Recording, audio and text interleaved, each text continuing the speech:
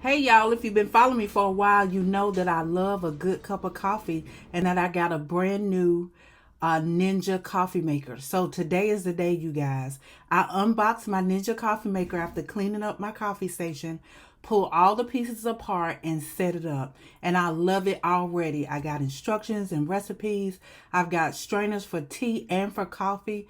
You can't beat it.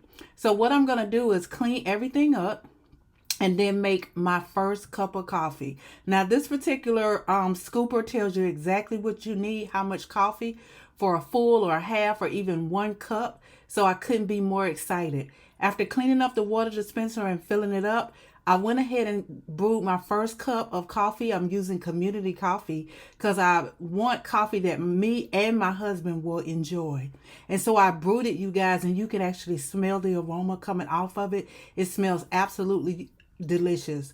2 pumps of sugar-free syrup and some cream, and that's good.